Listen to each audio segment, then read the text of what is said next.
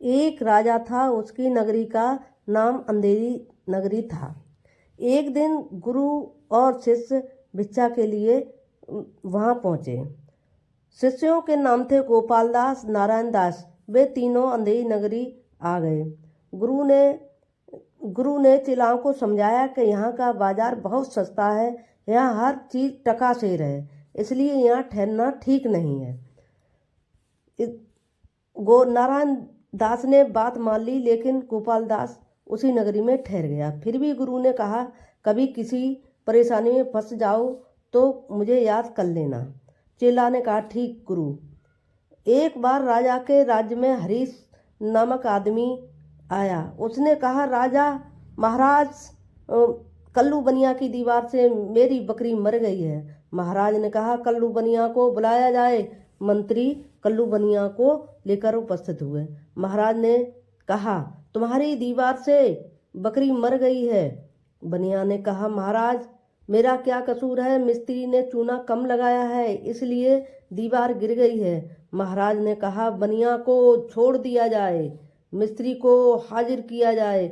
मंत्री दौड़े दौड़े मिस्त्री को पकड़ लाए। राजा ने कहा, मिस्त्री चूना कैसा लगाया है जिससे हरीश की बकरी मर गई? मिस्त्री बोला, महाराज मेरा क्या कसूर है, बेलदार ने चूने में पानी कम डाला है, इसलिए दीवार गिर गई है। अब बेलदार को बुलाया गया। बेलदार ने कहा, महाराज चूने का पानी हरीश की बकरी पी गई, पानी कम पड़ गया इसलिए दीवार गिर गई। महाराज ने आदेश दिया, हरीश को फांसी पर लटका दिया जाए। हरीश अब घबरा गया, बोला, मैं तो न्याय के लिए आया।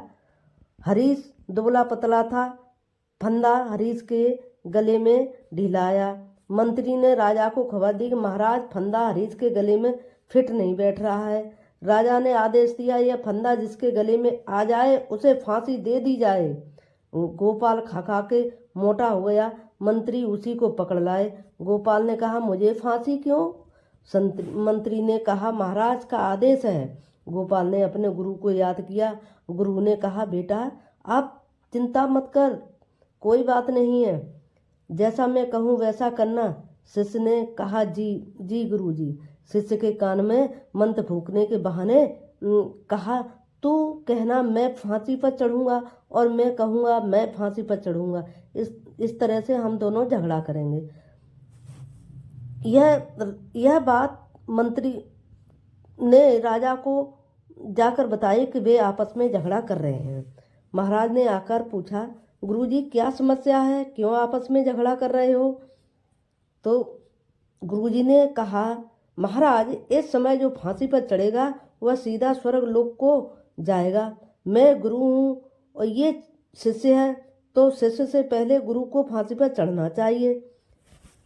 राजा ने कहा, फिर तो मैं राजा हूँ, मुझे फांसी